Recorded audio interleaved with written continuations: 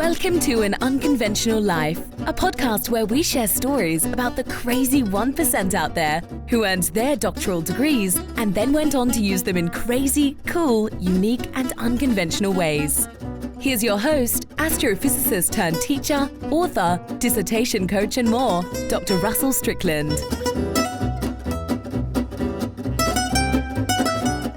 Hello and welcome. I am your host of An Unconventional Life podcast, Dr. Russell Strickland, the founder and CEO of Dissertation Done. And I have with me today Dr. Lewis Fletcher, who is the Director of Culture and Services for El Paso County, Colorado School District number 49. Dr. Fletcher has a very interesting backstory here that we're going to get into. He's served as a career man in the Air Force, been to Korea, Greece, France, Germany, and various places across the U.S. He is a chief administrative officer, was a chief administrative officer with Webster University's Denver Metro campus.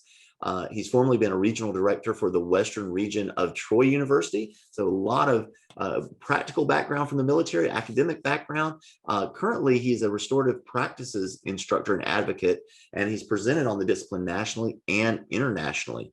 Dr. Fletcher, thank you so much for joining us here today. It's my pleasure to be here today. It was interesting in the pre-interview talking to you about some things right there, and I think we'll have a good time today.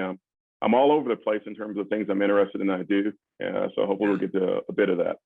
I look forward to it. I absolutely do. I'll tell folks as we get started here that today's episode is being brought to you by Dissertation Done. At Dissertation Done, we help adult doctoral students through the dissertation process. So whether you are facing a dissertation coming up or facing one currently, reach out to us at dissertationdone.com/done, and we'll have a conversation, see if we might be a good fit to help you get to graduation as soon as possible. And if by any chance you have gotten to graduation and you want to operate in that expert space as a coach or consultant, a counselor, something like that, the best way to get the word out there about what you do is to have your own book. If your first name is Doctor and you literally wrote the book on your area of expertise, you become the de facto go-to standard expert. And we help folks do that as well through our Expand Your Authority program. You can find out more about that at dissertationdone.com/book. So Dr. Fletcher, how are you doing today?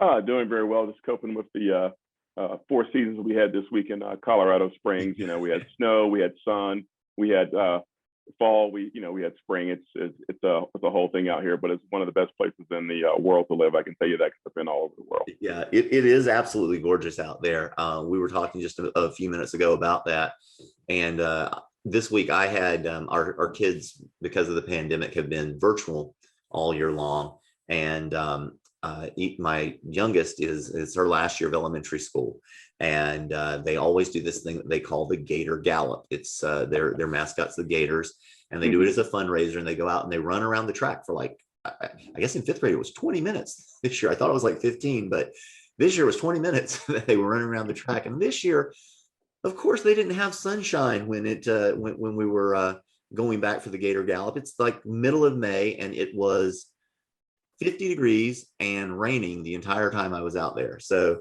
I did my best to cheer them on and clap and all the kind of stuff. But I was just surprised no kids wiped out because the track was slick and it was rainy and it was overcast. But that being said, all the kids were so happy to get to see their friends for most of them the first time all year. And they had fun. It's great how kids can have fun despite what's going on, right? That's something we got to kind of keep that joy in ourselves when we get older. And I would say to when I was in Montana, I was stationed in Montana, and I was working on my first doctorate, and it was an EDD. And I remember a gentleman who was a PhD who was Native American. He used to always call me, he'd say underdog. So I would say, okay, so I'll use that as an homage to him to say, if you're out there as an underdog and you're out there trying to write these things, don't get down and get upset.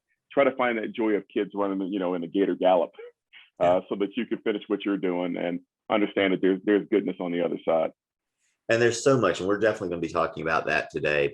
But I do want to honor what you just said there about folks getting things done. And I like to use the word future doc, but I definitely like the little jab that underdoc has with it.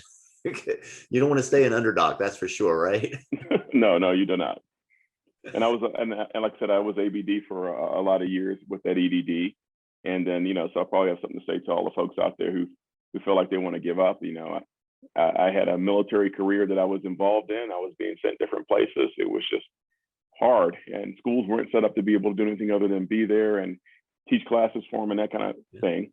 But then I got back around to it at the end of my career, and I said, okay, I started going for the EDD again.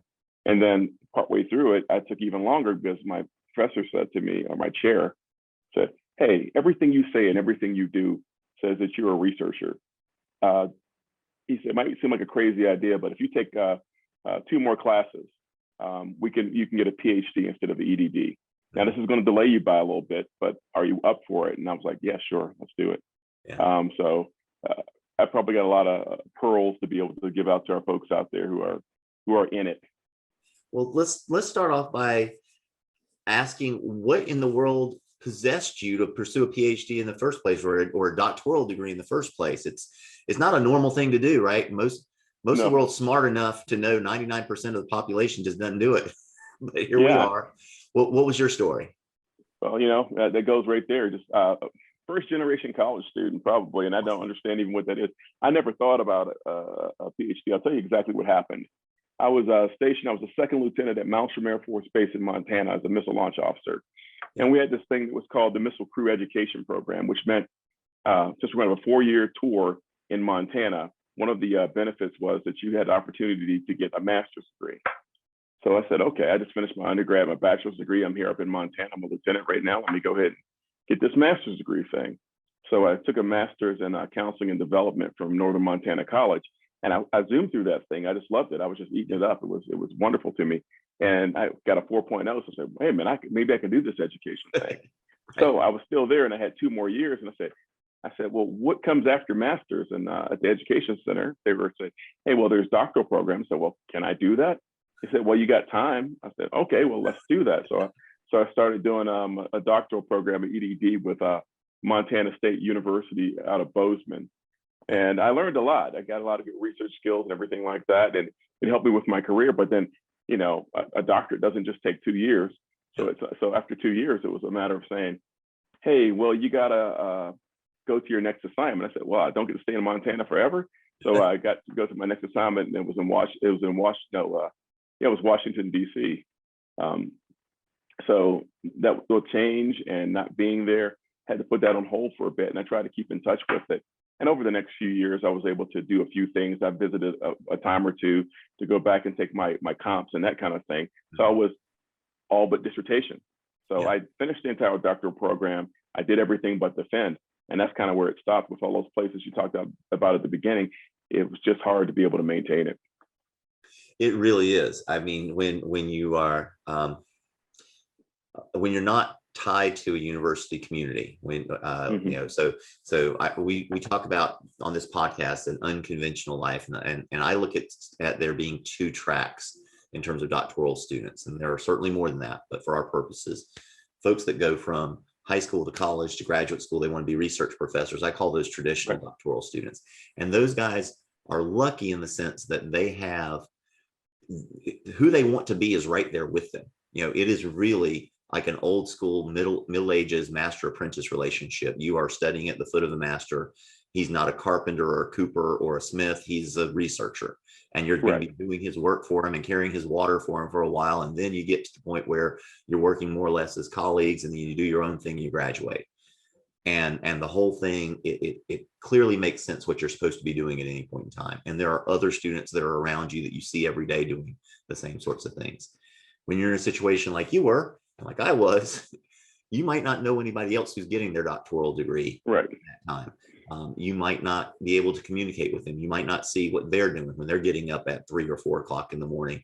I'm just guessing they got up extra early in the military to do their dissertations, because some of our students will get up at 4 or 5 o'clock in the morning to work on theirs. You don't get to see that. You don't get to see that that's normal for what you're doing.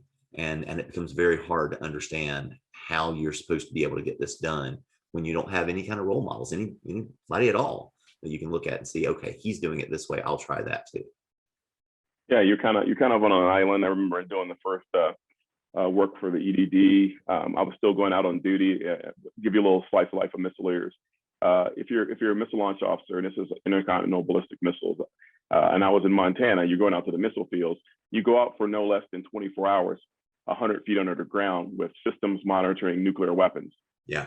Now that sounds exciting, I'm sure, but we don't play nuclear war every day or ever. So it's one of those things where you're in a state of readiness and you're getting everything ready to go. So you have some time in there to be able to read and study and do those kind of things, and you're sequestered a bit. But there's other times when there's stuff going on. There's security situations. There are missiles going into a state of maintenance that's not optimal. So you have stuff that you have to do. Yeah.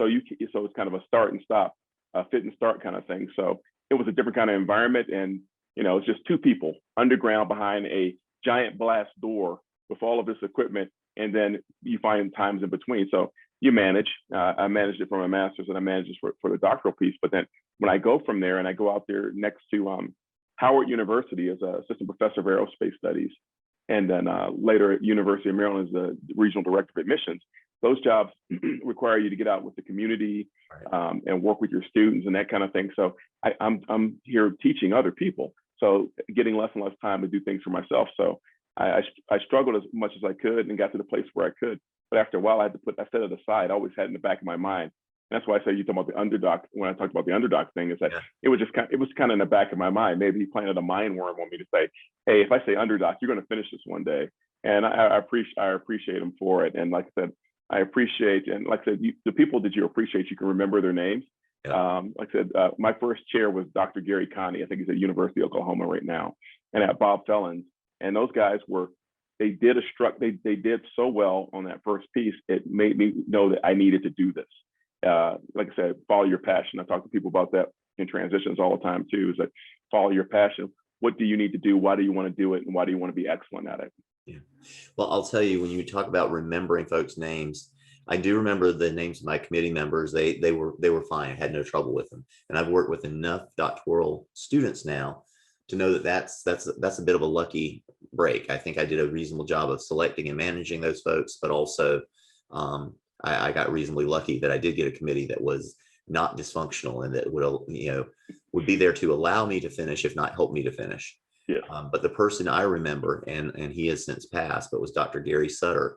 I was working at the time as an adjunct at Grantham University. I think they've changed the name since then. They were down in Slidell, Louisiana, and Katrina convinced them to move out of state. They packed up and left and went to St. Louis or something, I think. But one day I was just venting about how I had gotten all the way through my dissertation process, and I realized that I didn't know how I was going to get anybody to participate in my study. Nobody had told me that was something I should really think about and plan on. And that wasn't my strong suit. Some folks somebody on my committee might look at that and said, of course you can find people to fill out your surveys, no big deal. And I'm looking at it like, how? Did not realize I should be thinking about that ahead of time. And I was talking to him about it. And he said, well, you can distribute the survey to our students. Mm-hmm. And that's why I graduated. I mean, I probably would have graduated at some point regardless. And it didn't actually, I wasn't stuck for very long. If I tell the story another way, people would be like, you were some sort of rock star finishing your dissertation that quickly. But I felt like I was stuck. I was definitely stuck. Right. Something was going to happen to get me unstuck. It just happened quickly, and I was lucky for that. But it was just a conversation I happened to have with somebody who was like, well, I can help you there. And wasn't much to him to help me, but it was a lot to me. That's for sure. Everybody needs to help finish this thing. Absolutely. And you have to be ready for things. One of the major things for me stopping my first program was the fact that Gary Conti left the University of Montana. Mm-hmm. Or Montana, I'll get slapped in Montana for saying University of Montana. Montana State University. Okay. Gary Conti left Montana State University. Well, that's usually a real big difference. Yeah, when you lose your chair, it's really different. Yeah, when you lose your chair, it's a traumatic thing. Yeah. Now, what happened to parallel that with North Central, I had my chair leave when I was in process too. I was like, oh my goodness, this can't happen again. But because I had the experience before, I knew I had to dig down, also a little bit more life experience. I had to dig down and be resilient and understand this is not the end of it. But what I'll say to you from when we were talking the other day is that picking your committee is a political process. Yeah. And everybody has to understand that. You have to have somebody who's your chair, who is there for you, who is aligned with you and understands and is aligned with the research that you're doing for your dissertation, so that they can prep you well. If you pick somebody randomly and they are not aligned with what you're doing, I can tell you what you're going to be doing. Either you're going to be doing what they're good at, or you're going to be ABD or less. Yeah. So you have to make sure your committee is picked in the right way that aligns with you. And you can have some dissenters on there, and there'll be one person on your committee who's just like the honest broker from the administration to make sure nobody's abusing you, and they really don't say very much, just make sure you're not being abused. But yeah, when you pick your committee, you got to make sure you pick people who are kind and understand. And when I say kind, they will hold you to task. And that kind doesn't sound kind to other people, but it will hold you to task. They will be your biggest cheerleader, and it will tell you, get your nose out of the books right now. You understand everything that you need to understand. Start to put pen to paper, I guess, figuratively. We're going to do it on a computer or something like that, but they will keep you on task. Yeah, I think that's very important, the idea of selecting your committee and doing a good job with that. That is something that I do think I did well. My chair was somebody I thought I could get along with, and I was very clear with him. I want to graduate. That's what I'm trying to do here. I'd like to graduate soon. I don't remember if I gave them a specific time frame. We talk to our students now about finishing your dissertation in about a year. And I don't remember if I gave them that specific time frame, but I was probably somewhere around there ultimately. But that's what I told him. That was my objective, and he agreed with that. And then I asked him, who have you worked with that can help us actually? I was already learning some psychology at that point, help us to reach that goal, because he had already bought into my goals. It was not my goal anymore. It was our goal. And that's a very important thing. When you go talk to your committee members, this is what I'm trying to do. What do I need to do to make that happen? Or how can you help me to reach that goal? And a lot of times when you ask people that question of how can you help me to do this, you're going to get some people that will just pull back and be like, no, this is your thing. But a lot of folks, there's this thing called reciprocity. When you ask somebody for a favor in this weird way, they feel indebted to you that you ask them for a favor.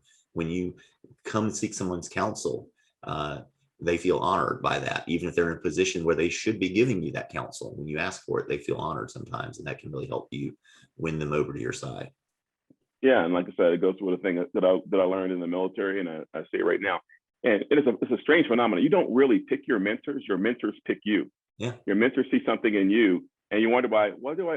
You eventually go like, well, I need to go talk to my mentor. But you think back, how did that person become my mentor? They took you under their wing.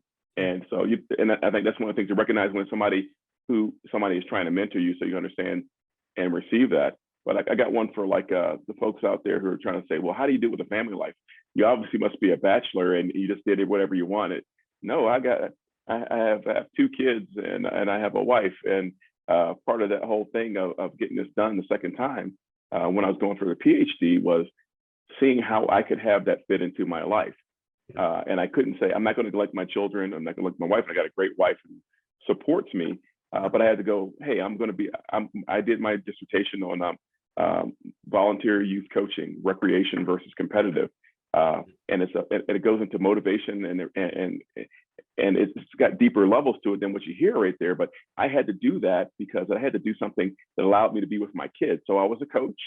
I was giving my surveys, like you said, to other coaches. Yeah. I was putting that data together and aggregating the data and looking at what recreational coaches in terms of motivation, and looking at competitive coaches who are also volunteers in terms of motivation. So I'm doing this big thing in the background and just using the people around me in Colorado and looking at the different leagues that I coached in. Got Gold Crown Basketball League here. It's like a competitive feeder that goes into high schools and that kind of thing. Like Bill's Hanslick with the Nuggets is over that. So I'm doing all this in the context of that. So the only way I could do it and finish was fit it into my life. Yeah. But I do have one note of caution that I give to my doctoral students when they're going through the process. I said, fit it into your life, but don't make your subject or your dissertation the most important thing in your life. And that goes, for example, if a mom has a kid who's autistic and they want to do their research about autism and that kind of thing, I said, you're going to face some things where it doesn't confirm what you believe, and it's going to be hard for you to get through it because you're going to say, that's wrong, that's wrong, that's wrong. And when you go to your defend your dissertation and people are picking at different points right there, it's going to be like they're picking you apart. So you have to make sure that you fit it into your life, but don't make it something so personal that it damages you when people refute you. I agree with that 100%. Some of the most common advice that I think doctoral students receive, I was just talking about this with someone else on the podcast not long ago. They tell you, immerse yourself in the literature and pick a topic you're passionate about. And if your goal is to graduate in any reasonable amount of time, immerse doesn't sound like a quick process to me. No. So you need to be a little bit more mercenary, quite honestly, about what you're doing, and get in there, find something you can do and move on with it. And this notion of picking something you're passionate about, your story illustrated exactly why this could be a problem. But whenever you're passionate about something, you're intractable. It's got to be done your way. You can't give in to somebody else on your passions. That's your thing, right? Yeah. Do your passion project later. Is not your thing. It's something that people don't understand at first, but it's your committee's dissertation. When they like it, when they approve it, when they say it's good to go, then you're done. And it doesn't matter whether you like it or not. You might think the dissertation has more to do with it, more things you need to do to it. But when the committee says it's done, that's it. It's done. And it's not done until they say it's done. So if you think it needs to go this way and they're telling you it needs to go that way, it's not going to happen until you move over to the side. So very, very important for you to pick something where you can be coachable, where you can receive what they're telling you, what they're giving you, because you should really think of this as like, you're building a house, but it's not for you, it's for them. It's going to have your name on it. You're the builder. It's your house. It's your design. But if they don't like the color the walls are painted or where you put the kitchen, they're not buying it until you fix it. And so just plan on that, and then you can do your thing after you graduate. Yeah, and that's one of the things I think I learned at the University of Maryland as an undergrad was I was a psychology major, and it was about a healthy detachment. And I think that's part of what you need to do with it is that it can't be you. It's something that you'll do. And I tell my doctoral students, I'll say, if your dissertation is the best thing you've ever written, then you have failed, because that you should write better things. Your dissertation is not your great American novel. It's not your life's work. It's just the beginning of your doctoral career. It's a entrance to it. I would say it almost is like the welcome mat at the academy. Exactly. It's what you step on to get into the academy, and now you're a doctor. And if you peak on your dissertation, then you've done something horribly wrong. You just don't even understand it yet. Yeah. They don't celebrate graduation with the termination. They celebrate it with the commencement. So with the commencement, yes. Yeah. So it's one of those things where I think that when people are getting to their headspace and they're thinking, and kind of just shake it off. It goes to the whole thing of importance. Don't get self-important and concentrate on the wrong things. When I was doing the first dissertation, with first doctoral process, I was really, because I got a 4.0 in my master's program, got a master's of education 4.0. So I'm hot stuff. So I'm concentrating and trying to get a 4.0 on my doctoral program. And the first time I got a B, I finished ABD with 3.92, but I was crushed when I got a B. So when I got to be a more mature person and looking at the PhD piece, I said, you know what? I am not going to worry about having a 4.0. I'm going to do well enough. I said, I'm going to do well enough to make sure that I'm do that. I finished with I think a 3.6, which was fine with me, but that was for me going like, okay, I don't need to worry about this. Let me not over concentrate on that kind of thing. And I ended up getting the Dissertation of the Year award from North Central the year I graduated. And that's more a testament to, I think, my relaxation. And it was not stressed to say, let me do it. Let me make sure that I work with my committee to get it done. Than me going, I'm eating up. I'm trying to win an award. I had no idea there was even an award. So calm down, relax, do what you do, and you'll be fine. Well, most folks that you meet, when you tell them you have a doctoral degree, they're never going to ask you what your GPA was. That's a very, very unusual question to ask somebody with a doctoral degree.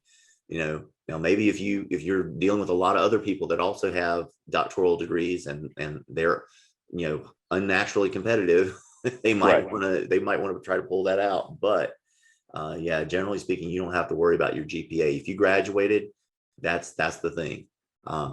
That's the thing. And the clinical detachment that you talked about earlier, I like to tell my students that, think about, you've got this little baby on this, cold metal examining table, and the examination is proceeding. You find out that the baby's got a gangrenous arm and it needs to be removed or else the baby's going to die.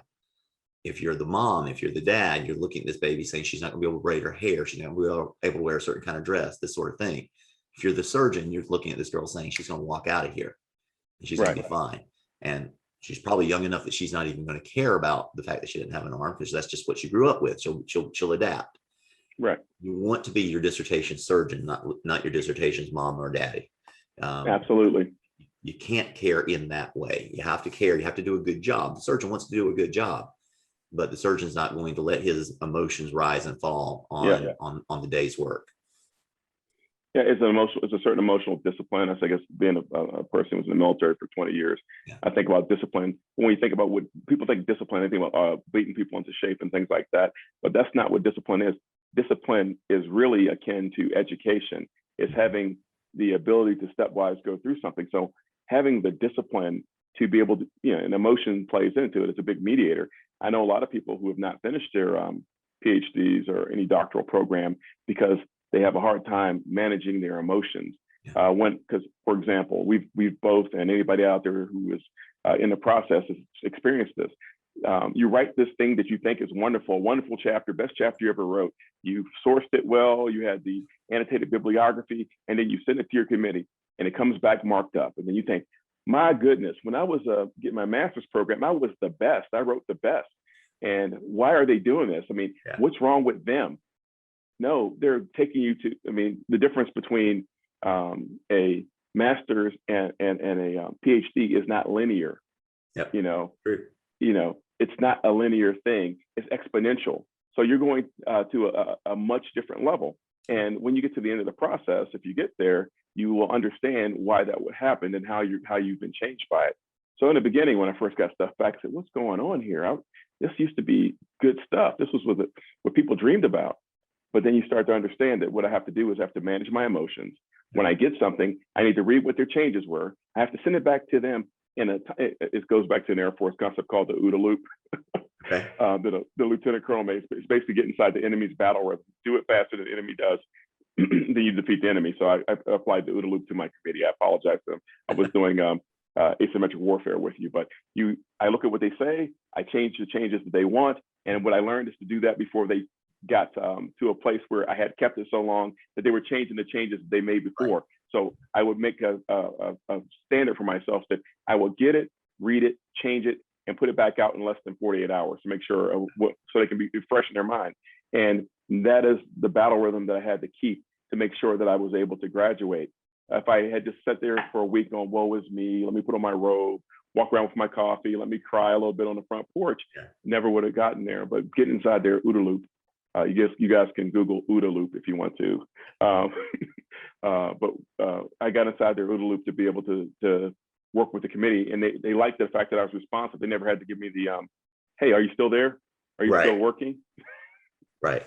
One of the things that I tell my students all the time is when you get that feedback and the paper's all marked up when it comes back to you, that's time for you to celebrate, because what they've just done is they've given you all the cheat codes, right? Like if you're a video game player, they're telling you how to win the game. So just win.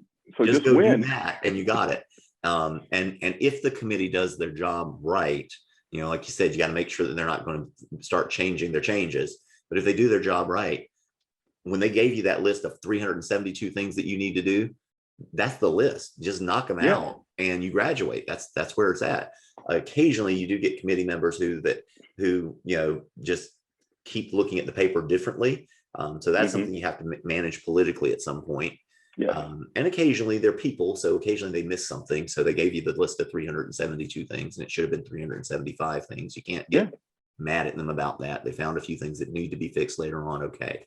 But the goal is that if they do it right, once you go through those list of changes, all they're going to do is say, all right, there's 372 things, 261 of them we're happy with.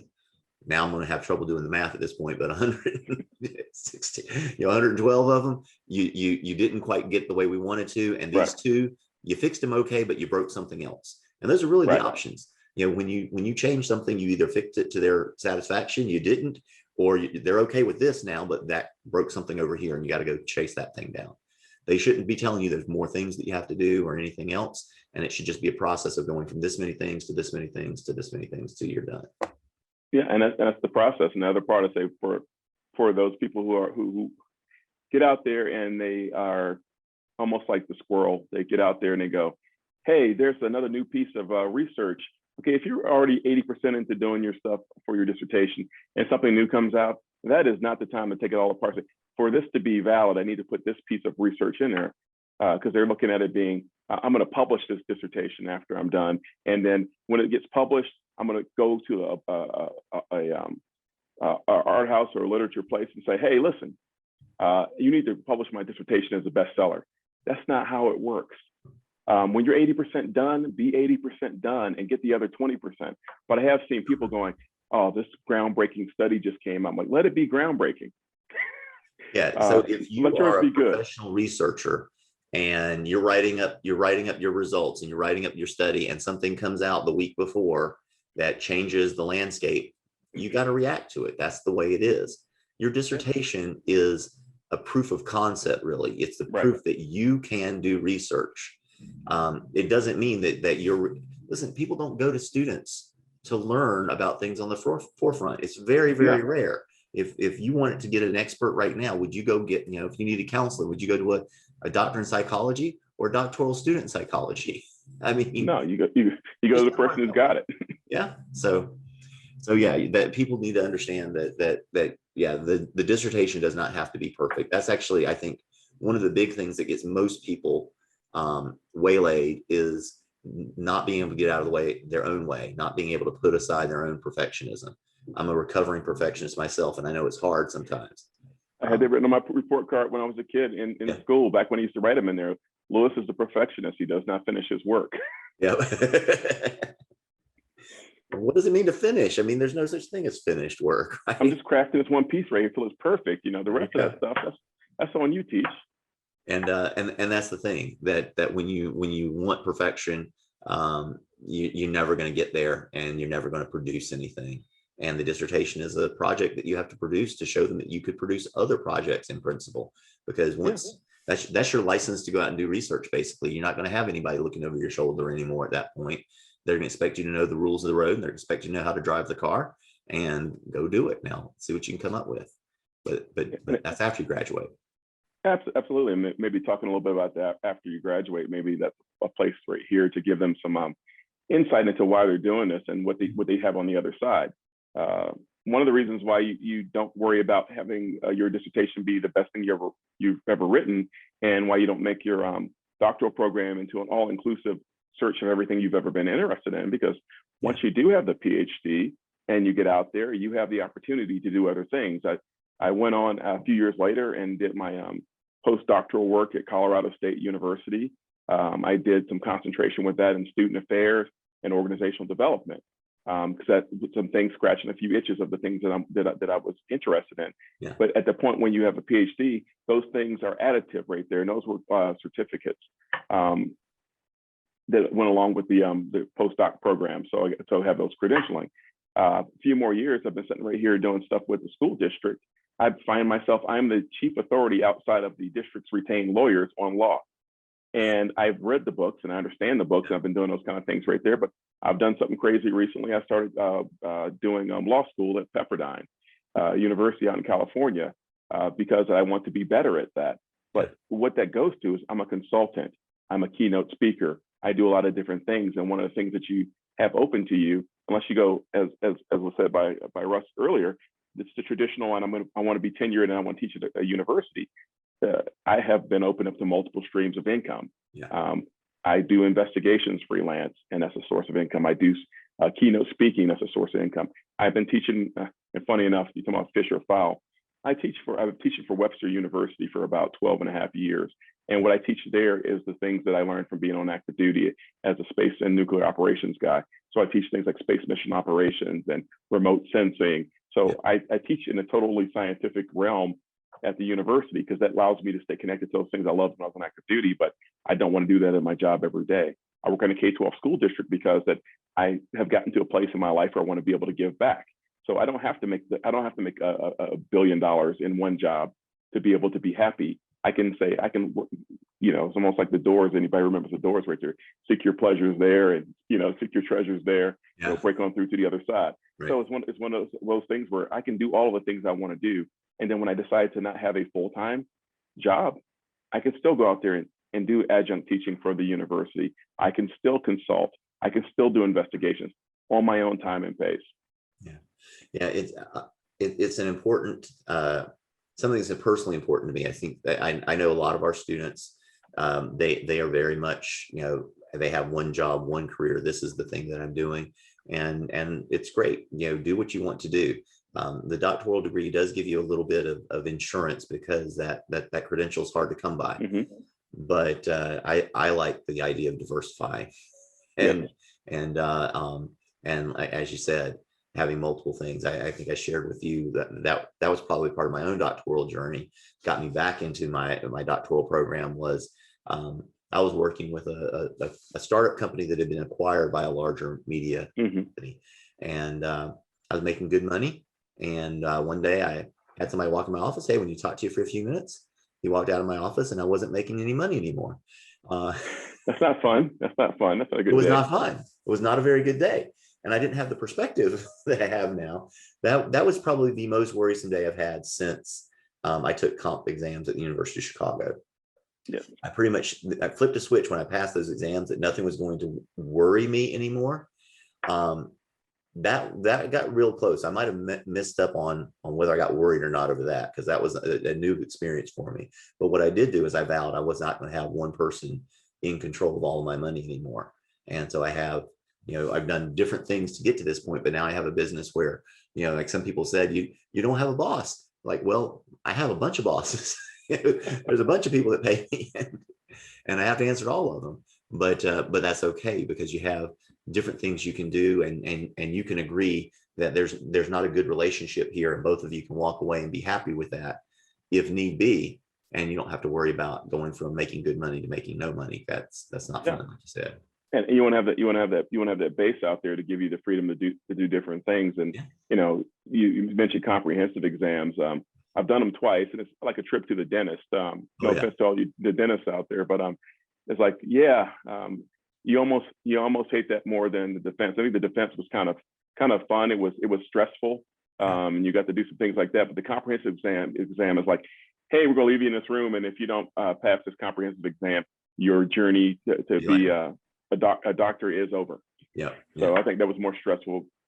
So we had this unique experience at the University of Chicago. They had, so we studied like all summer long for the comprehensive exams. They were at the end of your first year. So you went through, you took your classes, they just stuff your head full of knowledge. And then the summer you're out, you're coming into the office every day studying like crazy. The professors that you have during your first year would mention from time to time that that don't be surprised if while you're studying for your comps, one of the professors, senior professor, will just walk in the room and ask you a question legitimately. Like, I don't know the answer to this, and I know the best place to go is to one of you guys studying for the comp exams, because you have to know everything. And so within an approximation, that's kind of what they expected of us, is know everything in our field. Right. We had to know what this guy knew and what that guy knew and what the other guy knew at their level when they were all world class. So it was one of those things where you stuff yourself so full that you can't possibly hold it all, and you hold it in just long enough to pass the exam, and then a lot of it just goes floating away at that point. But the person who was responsible for our exam, there was a committee, and there was one guy that was in charge. So after the written exam, no one passes that. There's always, you always come up short somewhere, because there's just too much. It's not humanly possible. What you're supposed to do is realize what you came up short on, and know that you did that wrong. Go back and figure it out and fix it, because in a week you have oral exams. Right. And they're not going to give you the written exam in the meantime. You needed to know all of that stuff, and they're going to come back after you in the oral exams. And you're talking about going to a dentist. That's really what it's like, is they find the tooth, like marathon man style, start digging into it. Well, this guy we saw as we were walking by his office one day, he had this article that apparently came from a real publication on the door about how to win an oral exam. And it was from the, for professors, it was a game. And, they said that the most important thing is for you to get one of those sort of Victorian English surgical theaters, like they had the seats all around and it was stacked up real high and all that. So you could put lights around the room and have the examinee down in the middle on a swivel chair. And they talked about spinning the examinee around, and you get points that way, and you win by knocking the examinee off the chair with questions fired around. So I go in to take my exam, and they sure enough pulled out the sharp hook and started digging in the sore spot. And I said I was ready for this. I explained it all, and the woman who asked me the question said, "Okay, well, I'm satisfied."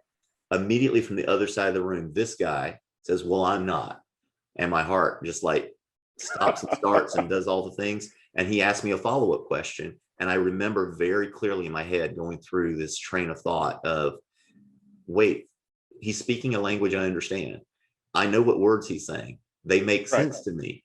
I actually understand this. I've got this. Wait a minute, shut up. Nope, that's right. And then I started talking. And after, few seconds, a minute, whatever, he was like, okay, good enough. But I think he purposely choreographed that thing just to try to get that jolt and get that adrenaline and see how I responded. Make your mind go blank. Yeah. I once had the senior vice chancellor for Troy University when they were vetting me to see if they were going to hire me. I didn't even know I was being interviewed at this point right there. But he said to me during kind of a conversation we're having over at his office, he said, I said, how are you with stress? He said, I said, well, I'm pretty good with stress. He said, what's the most stressful thing you had? I said, well, I said, as a young man, I was in charge of nuclear weapons, and I passed my dissertation defense. He said, well, you're good. Yeah, we'll allow that. That'll be okay. So if nuclear weapons and a dissertation doesn't shake, you can get through most of the life right there. And everybody's not going to have a nuclear weapons part, but there's a certain amount of confidence and a certain amount of surety that comes out of you going through your dissertation defense and your oral comprehensive exams that you can't get until you do it. And you look at people who have doctorates and they get out there and they're doing the stuff that they do. The ones who've gone through a process where they have comps and a dissertation always stand out amongst that crowd because they have a certain confidence in being able to answer questions and pull them from their whole pantheon of things they've learned for that. Now, if you're doing it right, you're going to become a doctor who is a lifelong learner. So you're not become this person who's stale talking about things from 20 years ago. And I've met those guys. Some of those guys worked for me, and I had to say, hey, you got to get up to date. The kids who are kids, these are master students, and they don't need to have Mylars on an overhead projector put out there for them. They've been a computer since you came across the stage and got hooded. So it's one of those things where you got to let people know that it's not. You're a great doctor the day you graduate and you're ready to learn. 5 years after, you're probably at your peak. If you stop learning 5 years after, you're going to start going down. So keep your peaks going. So keep learning, keep adding, keep getting the things right there. So you're very important. Credible. Yeah. It's true. And I think that that notion of, I've never been the nuclear missile officer, but I would think the dissertation would be the better experience for you from the stress, because I'm assuming as a nuclear missile officer, you got to rely on your training, but with this other thing, you had to rely on your resourcefulness and your resilience. And that's something, you've always got. You face a new thing that you weren't trained on, and all of a sudden you can say, I don't have that external support. I don't have training in this. But if you know that you're resilient and you're resourceful, it doesn't matter if you have training in it. It's one of the things that I've heard from so many people on this podcast is the best thing they got out of their doctoral program was they got really good at learning how to learn. And that's a really important skill set to have. Yeah, Russ, you're spot on with that. With the nuclear weapons, I was a SAC trained killer, as they said back then. We went through the Strategic Air Command. They taught us everything we needed to do to put us through the pressure cooker. We did missile simulations in terms of how to fight nuclear war, and I'm a stimulus and response box at that point. But when I'm doing a dissertation defense and I'm doing the comprehensive exams, it's all me. It's my script. It's where I want to go, and then it gets out into my interpretation of things. So that's a great distinction to pull out right there. Yeah. Now, tell me about some of the stuff that you're doing currently. I know we've talked a little before about what you're doing now for restorative practice and the sort of thing. Tell folks a little bit more about what you're into these days.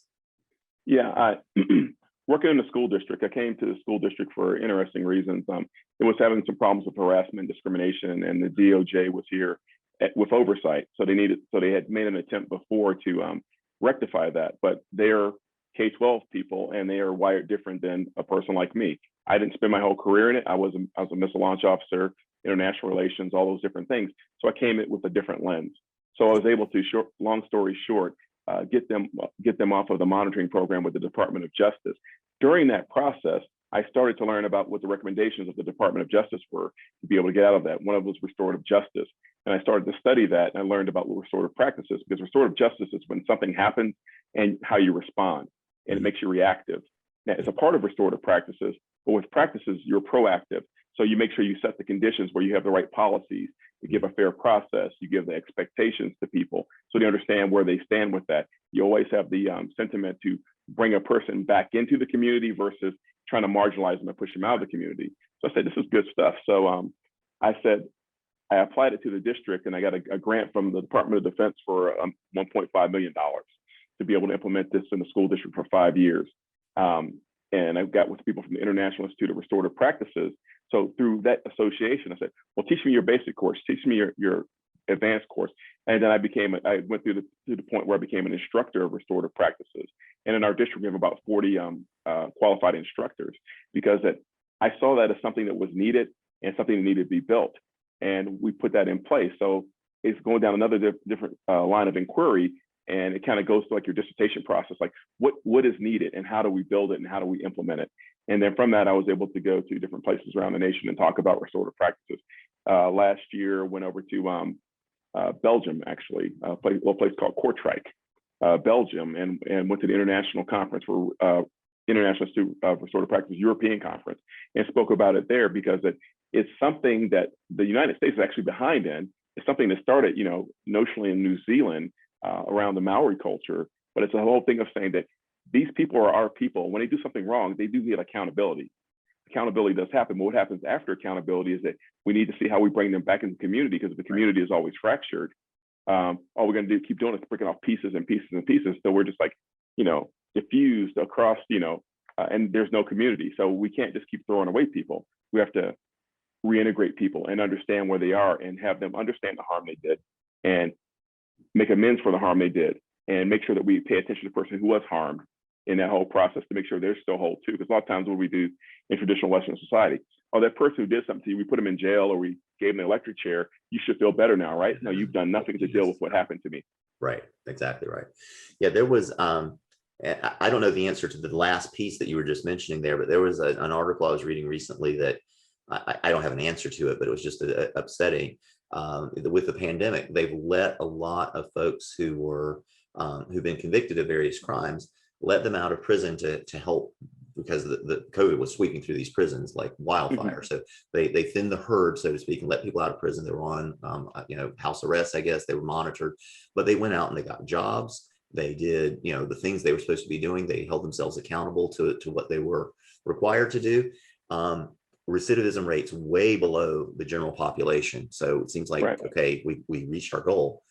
And now several of them are they're facing the possibility of being recalled to prison soon to serve out the rest of their term. And I don't know what your practice or your expertise would say on that, but that just, I don't know, it strikes me as being contrary to what we're trying to accomplish. We should be getting folks reintegrated into society, as you mentioned. I agree, and that's a great one to bring up right there, because what happens is that when we have tough times, it's funny, we have tough times, we start to relax the rules, and sometimes we find out some of the rules we shouldn't have.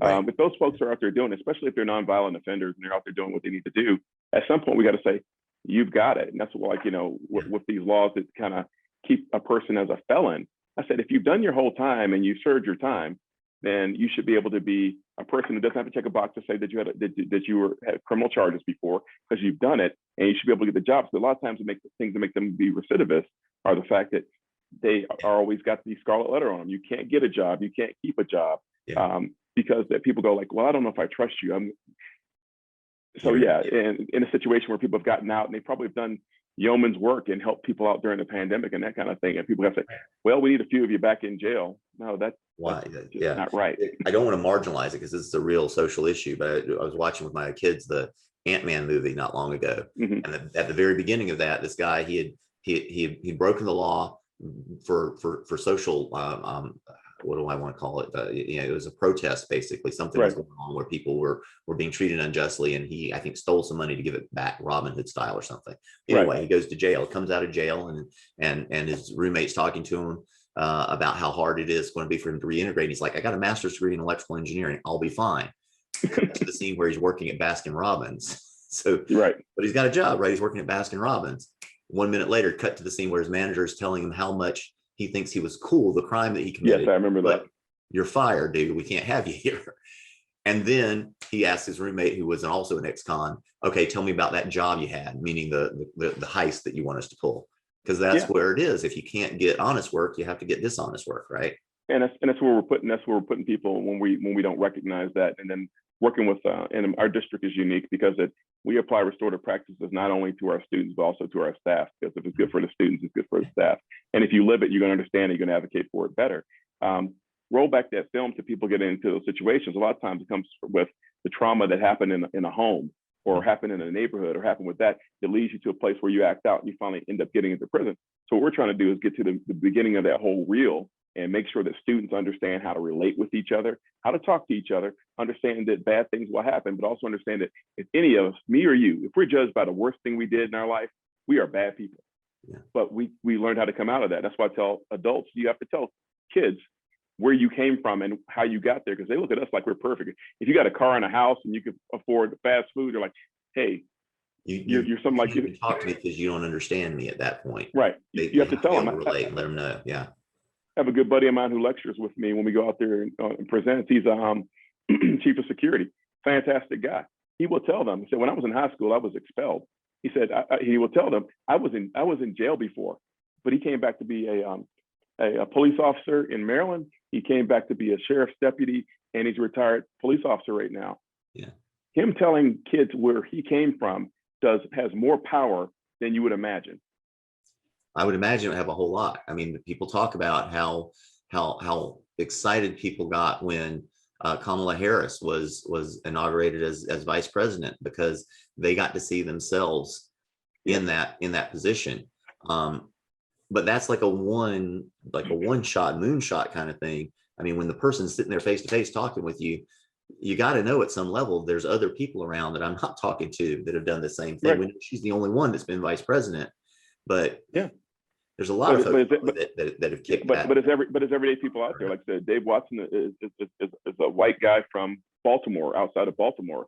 I'm a black kid I'm a black guy who was a black kid in Washington, D.C. and Anacostia. We both came from pretty turbulent areas and stuff like that, but we work together and we lecture and we go out there and talk to people together, and they can see these are real people standing in front of us, and they didn't get silver spoons in their mouths. So what that lets you know is that these kids who are getting on the path, or even adults who are getting on a path where things are not functioning for them, you got to get in there and let them understand that, if you go through your ultimate carriage, it's going to be accountability. So there's suspensions, there's expulsions, but even when kids get expelled, we still help them after that. We have kids who got expelled, and we have one kid right now who can graduate from high school one semester early, and he actually got expelled. But when he got expelled, it turned the light back on. He had his accountability. He started doing his work. He made up his assignment, and this kid's a football player, so he also got back into his athletics and that kind of thing. So don't let the expulsion or the suspension or the arrest be the end of your story. Understand that if you do the work, you can come back and you can be somebody. And you get to write the story no matter what page you're on. You can start writing the story. Even if you think it's been written for you, you can always start writing the story no matter what page you're on. Yeah, and sometimes you got to wake up and say, what do you want to be doing? And that's why I say, with me, reason why I'm back here and doing law school, people say, you got enough degrees. Why are you doing that? I said, because I know the next thing that I want to do. I want to make sure that we have this in dispute resolution. I want to make sure that we free people up from those things that are just simply, like you said, with the prisoners, that we got to put you back. Somebody said, well, there's a statute that says something. Yeah. We got to free people up from dogmatically being abused by the law. Yeah. And I don't mean in a way I'm pro law enforcement, all that kind of thing. What I'm saying is that sometimes laws don't serve people who don't have the means to be able to do the system with a fancy lawyer. This is so a we case need to have to find somebody who can make the call, because it seems like right. everybody in this process knows that this is the wrong call, but there are rules, and we got a lot of functionaries in our society that they have to do what they're supposed to do. Right. And the warden can't say, I'm not going to issue that. I don't know what the order would be, but I'm sure the warden is going to be calling these people back because that's his job at some point. And he can't say, I can't do that, because he's not allowed to. He gets fired. Right. Is this the right thing, and who can I advocate to? And what I say about law enforcement is that there's some bad stuff that's going on out there, and we've seen it. And we don't need to throw all law enforcement away. What we need to do is teach them how to resolve disputes at the street level with something other than guns and that kind of thing. And that's not saying a bad thing. It's the more people, anybody who can stay alive has a chance. And we want to make sure more people stay alive, they have a chance and that kind of thing. But we can't get to a place of hate with our police officers and our law enforcement. They're great people too. They're just trying to do their jobs too. And like you said, with the warden, somebody's telling them that's what you got to do. What you got to do is make sure that those things that come down from on high or from policy tell them, well, if a person's been out for 6 months because of the pandemic and they're doing well, and their charge is, low-level drug, maybe marijuana, and is now legal in your state, let's let them go. Because even if they committed a legitimate crime and it's still a legitimate crime, again, the point is to get them back and reintegrated into society and make sure they're not doing it again. And I don't remember the exact numbers, but there were enough people out there where these were good statistical numbers. The recidivism rate was lower amongst those people than the general population. I don't know if they're looking at the same time frames or not. So that's a question. Maybe I might be down in the pandemic in general. I don't know. But once you're part of the community, you try to preserve the community, and that's probably what happened. Yeah. And yanking those guys back out of the community and putting them back in prison is not going to make them feel akin to that community. Now, I would say even 80% of those guys who get part of the community will endure and say, when I get out, I'm going back to my community and everything's gonna be fine. But that 20%, like you said with the Ant-Man movie, they was like, see how they put you back in jail? We got some jobs for you over here. Going back in jail anyway. Why don't we'll take care of you, so they won't. You've got the only person that's going to possibly serve by pulling these people back in jail is those victims that you mentioned earlier. And I don't know that it serves them. I mean, I can see some people saying, why are you letting them out of jail? I'm not getting my mother back, or I'm not getting, my house that you burned down back, or whatever it might be that was taken from you. And I can understand that. But as a society, we've also got to understand that justice is about balance. It's not about retribution. So. And also the power of forgiveness, because I have a whole thing that I talk about in a presentation I do about forgiveness. And it's not a matter of saying letting people off the hook, but forgiveness is something you do for yourself. Right. There's studies that show that when you don't forgive, it affects your body, puts cortisol all through it. It can lead to different ailments, cancers, and things like that. So when you forgive somebody who's done something wrong to you, it's not because you're saying, all right, there's no accountability, you're off the hook. It's like, I'm forgiving you so that I don't have to go through the process of killing myself with my stress and that kind of thing.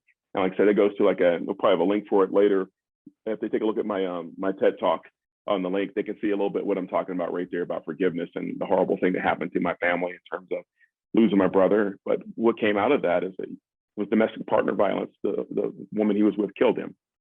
And it left two boys without a dad right there. He has other kids who were older and they had other situations right there. But the two boys I got were a 10-year-old and a 14-year-old. Those are like my sons now. And now they're 18 and 15. And the 18-year-old is about to go to college at the University of Arizona. He's a fantastic young man. In his last 2 semesters right here in high school, he's gotten 4.0 because the trauma is being lifted from him. He had a harder time starting out in high school. The younger one, 15-year-old, my goodness, he's 6'4", 190 pounds, and he's already getting showcase letters from football teams in Division II. I said that'll probably be Division I by the time he's a senior. But with the whole thing, that's not the most impressive thing about him. The most impressive thing about him is that he was having a hard time being able to read and understand when we first got him to the house. And it was kind of funny. My wife said to him the other day when he took the PSAT, she said, "How was the PSAT, Alton?" And he said, "Well, it was much easier now that I know how to read." Funny how that works. So forget about physical size and all this stuff. That's all gravy and whatever if you can do that stuff right there. But the fact that, giving them an opportunity coming out of this tragedy and trauma and having some counseling and everything that goes like that, giving them an opportunity to understand that life can be different and whatever path you're on can be changed by the fact of your own force of will concentration, and there's going to be hard times and crying and upset and frustration, just like with a dissertation, trying to get your doctorate. But you just got to get it done. Yeah. You just got to get it done. Life's not easy. You just got to keep going and make sure your feet are pointing in the right direction, because absolutely, if you keep that anger going, that's not going to take you where you want to go. It will not. But you keep going in a direction that's positive and where you want to take your life, and it will. And that's true of the dissertation and any other challenges you might face as well. Absolutely. Yeah, that's amazing. That's amazing. Awesome. My goodness, we went all over the place, didn't we, Dr. Fletcher? That's what. Hey, look, if you're gonna hang out with me, we're gonna go all over the place. You know, I have so many interests and I have so many passions, but I understand the core of it is I want to help people, and that's one of the reasons why I'm in the school district. If I just wanted to be a mercenary and go out and make as much money as I wanted to, I've done that before. I can go do that. But what I say is I'm in a place in my life where it's going to be comfortable. Retirement's going to be fine. But I want to do things like help school districts and help people who are in situations with courts to be able to get to a place where they can have a good life too.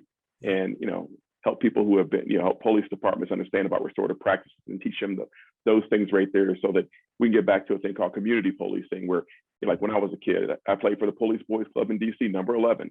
I knew my coach was Officer Blue. He came through the neighborhood. I wasn't running from the cops. Like, hey, Blue. Yeah. Because that was my coach. And I want us to be able to get back to a place where we love our police officers, we love our people in our community, and it is a community. And we're not running from people because we fear them.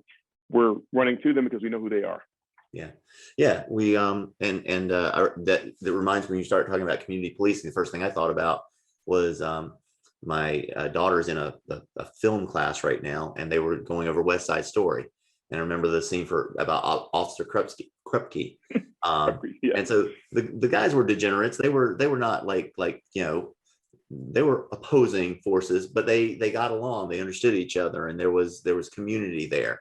And these weren't bad guys, but they were not. No. They were miscreants, right? So they were at a place in their life when that was who they are, but it doesn't mean that's who they're going to be. And everybody understood that, and the cop, even though they were kind of making fun of him and doing whatever they were doing, it was clearly a community thing. It was not an enemy situation, and that's kind of what I thought about.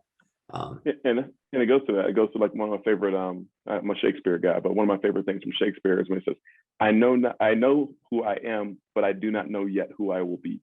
Yeah. I think that kind of hits on the nose right there. When you see a kid, you know, you can say that kid's a little rough right there, or maybe he's in a gang or something like that. And you say, but is that who he will be? Well, if you leave them to what's going on and let them go to the natural process right there, maybe that's who they're going to be. But if you intervene and you understand and say, that kid is pretty smart, and there's probably something else out there for him, and you get a relationship first. Not saying I'm changing your life, because people go like, what are you doing? Say, let's have a relationship. Let's talk. What's going on? What have you been doing today? Eventually, they're going to say, well, what have you been doing today? And then that can turn into a friendship that leads them away from a dark place that they would have been in. And that's the way I see it. Yeah, that's true. Awesome. Well, Dr. Fletcher, if someone wanted to continue this conversation with you, what's the best way for them to reach out, get in touch about any of these things that we've been touching on today? Well, I think probably the best way for me universally is LinkedIn. I've used that since it started, and it has a messaging kind of piece right there, so it allows you to reach out to me if you have a specific question or something like that. If you want to get me to do a keynote speech for you or anything like that, very much open to it. You know, if there's training for restorative practice, I have a cadre of people that I could probably put together to do that, and we do this training in the state of Colorado, and we do it nationwide. It's a matter of, obviously it's a for fee service, so that I can feed the mouths that work for me and that kind of thing. But I tell you, we are looking at changing lives and transforming the way people interact with each other, and you know, we have a certain joy of life while we do it. So reach out to me through LinkedIn if you want to, like I say, if you want any of that kind of stuff. You know, that's what I'm here for. Yeah, well, we will link to that and your TED Talk and some other things in our show notes as well. Folks can find that at dissertationdone.com/blog, and just look for Dr. Lewis Fletcher's episode. It'll be there, and have those points of contact in there as well. Well, I really appreciate you reaching out to me, and I think this is. I wish I had something like this to look at when I was going through the process, because I could have used some company, especially in the mode that I was able to get my doctorate done. It was like a lot of me and my kids. So those kids are pretty smart now, because I was talking to them that whole time. Well, that's what you do. You invest in your kids, and hopefully they pay off for society in the long run. But yeah, I love being able to help folks through this process, because I see so many folks, they're going to be doing the sorts of things that you're doing right now when they get to the other side, when they're have their own doctoral degree. They've talked to me about the people that they want to help, and the communities that need their advice and their support. And everybody that goes for a doctoral degree, it seems like, wants to change the world somehow. And there's nothing wrong with making yourself better off too in the process. But having that heart to make this world a better place is something I believe. If is there meaning to life? I would say no, but you can make there be meaning to life by making other people's lives better. So that's why I like working with these folks, because they're all in that same mindset. No, I agree. That's gospel right there. And and when you are doing well for yourself, it gives me opportunity to give so much. I give to charity and foundations and stuff each year. So you pay it forward, and I believe very vehemently in paying it forward. Yeah, awesome. Well, listen, thank you so much for being here with us today, Dr. Fletcher. I'll just remind everyone real quickly that today's episode has been brought to you by Dissertation Done. So if you are an adult doctoral student and you are facing your dissertation now or in the future, reach out to us at dissertationdone.com/done, and we'll have a conversation, see if we might be able to get you to graduation sometime in the next year or so, cut a couple of years off your time to graduation. And if you want to get your message out there into the world, credibility comes with having a first name doctor, but authority comes with literally writing the book on your area of expertise. And we help folks with that too. You can reach out to us at dissertationdone.com/book to find out more about that. And again, Dr. Fletcher, I really appreciate your time today. Had a great time. Thank you. I enjoyed it as well. And for everyone else, have a wonderful day and go out and live your unconventional life.